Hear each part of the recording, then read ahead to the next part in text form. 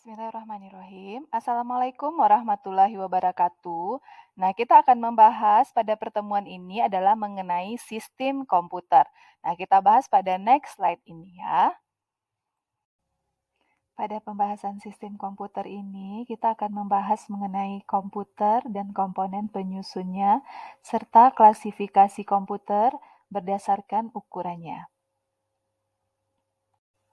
Tujuan pembelajaran kita adalah untuk mendeskripsikan komputer dan komponen penyusunnya, kemudian menjelaskan interaksi perangkat keras dan sistem operasi, serta antara perangkat lunak dan sistem operasi, kemudian menjelaskan berbagai jenis interaksi yang dapat dilakukan oleh manusia dengan komputer, yaitu GUI, audio, dan lewat piranti ya.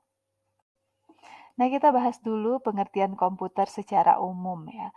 Komputer secara umum adalah peralatan elektronik yang menerima masukan data, kemudian mengolah data, kemudian memberikan hasil keluaran dalam bentuk informasi, baik itu berupa gambar, teks, suara, maupun video. Nah, dapat kita lihat pada bagian di samping ini ya, ada itu input, input itu yang memasukkan data, kemudian ada proses, proses itu yang mengolah data, kemudian output, itu yang akan memberikan hasil dari keluarannya. Nah, kita masuk pada komponen dari sistem komputer. Nah, komponen dari sistem komputer ini terdiri dari 3. Yang pertama adalah ada hardware, yang kedua ada software-nya, dan yang ketiga ada user-nya. Nah, kita bahas mengenai masing-masing dari komponen ini di slide selanjutnya. Kita masuk kepada hardware dulu ya. Hardware atau yang biasa disebut perangkat keras ya adalah komponen fisik pada komputer yang dapat disentuh dan dilihat atau dipindahkan. Nah, jadi hardware ini yang bisa kita pegang, yang bisa kita sentuh dan bisa kita pindahkan. Itu disebut dengan hardware atau perangkat keras. Nah, hardware atau perangkat keras ini terdiri dari beberapa bagian. Yang pertama adalah input device, kemudian ada processing device-nya, kemudian ada output device, kemudian ada storage device. Input device atau untuk penginputan, kemudian processing device itu untuk proses, output device untuk keluaran, kemudian ada storage device atau untuk penyimpanan. Nah, di sini dapat kita lihat yang pertama adalah perangkat inputnya dari perangkat keras tersebut atau disebut dengan input device tadi. Nah, perangkat keras komputer yang digunakan untuk memasukkan data ke dalam sistem komputer. Nah, contohnya yang dapat kita lihat sehari-hari yang bisa kita gunakan adalah ada keyboard, kemudian ada mouse, ada scanner, ada kamera digital, ada mikrofon, dan lain-lainnya. Nah, kemudian ada lagi yang namanya perangkat pemrosesnya atau proses device. Nah, proses device ini bisa kita lihat pada motherboard, pada power supply, hard disk, pada prosesor, pada sound card itu termasuk pada perangkat pemrosesan. Nah, perangkat pemrosesan ini adalah perangkat keras yang melakukan pemrosesan data dan mengendalikan perangkat keras lain untuk mendukung kegiatannya. Nah, kita masuk kepada perangkat keras penyimpanan. Nah, ia adalah perangkat keras yang digunakan untuk menyimpan data dan program. Nah, perangkat penyimpanan ini terdiri dari 2, primary memory dan secondary memory. Primary memory ini adalah yang diakses secara langsung untuk pertama kali oleh prosesor saat menjalankan suatu perintah. Nah, kalau secondary memory yaitu memori pembantu dari sebuah komputer yang digunakan untuk menyimpan data atau informasi secara permanen. Contohnya flash disk, hard disk eksternal, dan optical disk. Nah, di sini ada RAM dan ROM. RAM dan ROM ini termasuk pada perangkat penyimpanan, akan tetapi dia terjadi di saat proses ya, di saat proses, maka dia termasuk juga dalam pemrosesan ya. Nah, kemudian ada lagi perangkat keras keluaran atau output device. Nah, perangkat output device ini adalah yang digunakan untuk menampilkan informasi yang dalam bentuk yang bisa dibaca, dipahami, atau digunakan oleh pengguna. Gitu. Nah, contohnya input device ini seperti monitor, printer, infocus, speaker, dan lain-lainnya juga. Nah, setelah kita membahas hardware, komponen pertama dari sistem komputer, kita masuk kepada komponen keduanya adalah software ya. Nah, software ini adalah perangkat komputer yang tidak terlihat secara fisik tetapi berfungsi dan dapat dioperasikan. Nah, pada intinya software ini adalah untuk menjembatani pengguna dengan perangkat keras ya. Nah, untuk software sendiri ini terbagi juga atas beberapa. Yang pertama adalah perangkat lunak sistem, yang kedua adalah perangkat lunak aplikasi, kemudian ada lagi bahasa pemrograman, kemudian ada lagi utility software ya. Nanti kita bahas di slide berikutnya satu persatu. Nah, kita masuk kepada perangkat lunak sistem ya. Perangkat lunak sistem ya, adalah perangkat lunak yang dirancang untuk mengelola dan mengontrol pengoperasian perangkat keras serta menyediakan tempat agar perangkat lunak aplikasi dapat dijalankan. Nah, contohnya yang sering kita gunakan adalah Windows pada komputer, kalau pada handphone, pada Android ada Android, pada iPhone ada Apple, atau ada Linux, ada DOS, ada macam-macam ya, kalau dulu ada BlackBerry dan segala macam. Pada dasarnya ini adalah, perangkat lunak sistemnya ya, sistem dari, yang menjalankan perangkat lunak ini ya. Setelah perangkat lunak sistem, ada lagi yang namanya perangkat lunak aplikasi. Nah, ini ada aplikasinya ya. Nah, perangkat lunak aplikasi ya dirancang untuk melakukan satu jenis pekerjaan yang spesifik. Nah, seperti kalau pada komputer kita ada aplikasi Microsoft Office, ada aplikasi pencarian itu pencarian atau browser seperti Mozilla atau Chrome, nah, dan yang lain-lainnya ya. Nah, setelah dua perangkat lunak tadi, ada perangkat lunak sistemnya, ada perangkat lunak aplikasinya, dan ada lagi yang namanya bahasa pemrograman. Nah, bahasa pemrograman ini adalah instruksi standar untuk memerintahkan komputer.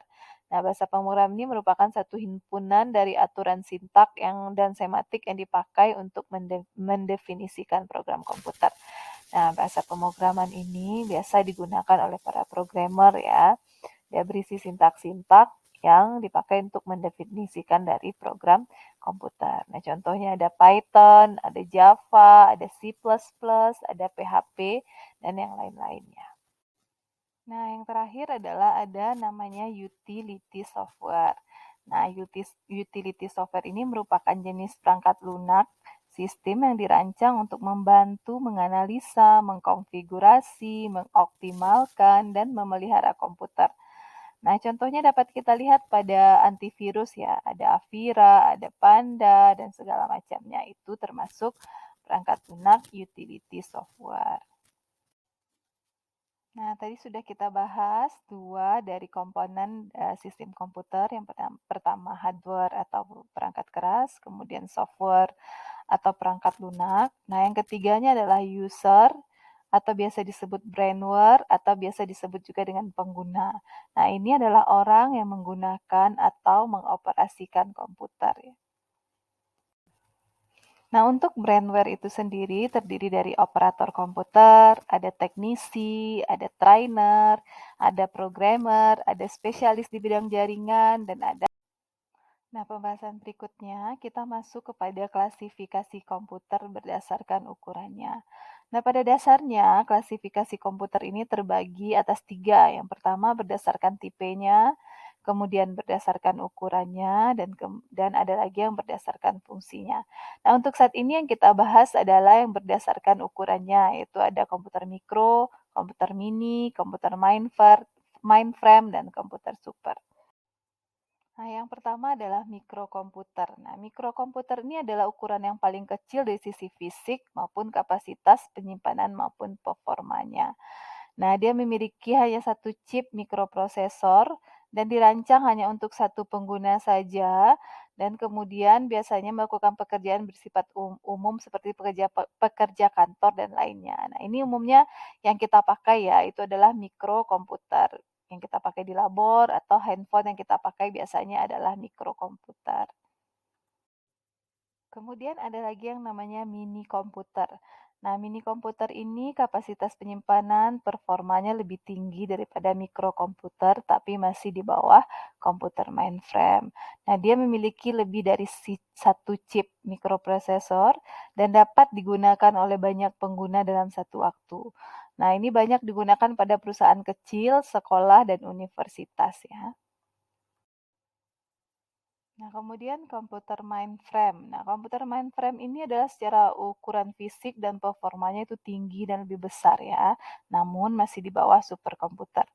Nah, ini dapat mengerjakan jutaan proses dalam satu waktu. Nah, dirancang untuk mengelola basis data yang besar dan melayani banyak pengguna dalam melaksanakan proses dalam satu waktunya ya. Kemudian banyak digunakan oleh organisasi atau perusahaan besar yang memiliki ribuan pengguna dan mengakses data atau aplikasi dalam waktu yang bersamaan. Nah, ada lagi yang disebut dengan superkomputer ya. Komputer ini ukurannya terbesar dan performanya paling cepat. Dia dapat mengerjakan miliaran, bukan jutaan, tapi miliaran proses dalam satu waktu dan dirancang untuk melakukan komputasi matematis yang sangat rumit seperti yang digunakan ilmuwan, simulasi cuaca atau simulasi kejadian alam seperti penelitian nuklir juga dan sebagainya ya. Nah, kita masuk lagi kepada interaksi manusia dan komputer ya. Kita bahas pada next slide berikut. Yang pertama adalah interaksi antarmuka berbasis GUI. Nah, GUI ini adalah Graphical User Interface, merupakan komponen visual yang ada di dalam komputer untuk membuat tampilan pada suatu aplikasi. Nah, ini contohnya di slide ini. Nah, ini biasa kita gunakan ketika kita menggunakan komputer ya. Ada seperti icon-icon yang bergambar seperti Microsoft Word, Excel, tinggal kita klik. Nah, ini yang disebut dengan Graphical User Interface. Kemudian ada lagi interaksi dengan perintah CLI. CLI ini adalah Command Line Interface, merupakan salah satu cara interaksi manusia dan komputer menggunakan perintah melalui teks terminal. Nah, contohnya kalau kita ingin melihat timeout pada jaringan internet kita lancar atau tidak, kita bisa mengklik Windows R, kemudian kita ketik CMD, maka akan terlihat di situ apakah ada timeout pada jaringan kita, jaringan internet kita ya. Nah, kemudian ada lagi interaksi dengan suara. Interaksi dengan suara ini contohnya adalah Google. Untuk pencarian kita bisa hanya dengan memasukkan suara dengan mengklik gambar mikrofon pada pencarian itu. Maka akan ketika kita masukkan pencariannya apa, maka akan muncul ya. Nah, jadi itu bisa juga disebut dengan interaksi dengan suara. Nah, yang terakhir adalah interaksi dengan menggunakan gambar atau video. Nah, contohnya seperti kita video call atau menggunakan aplikasi Zoom Meeting itu juga adalah termasuk interaksi dengan gambar atau video. Nah, sekian dulu pembahasan kita mengenai materi hari ini. Nah, kita next lagi ke materi selanjutnya pada pertemuan berikutnya.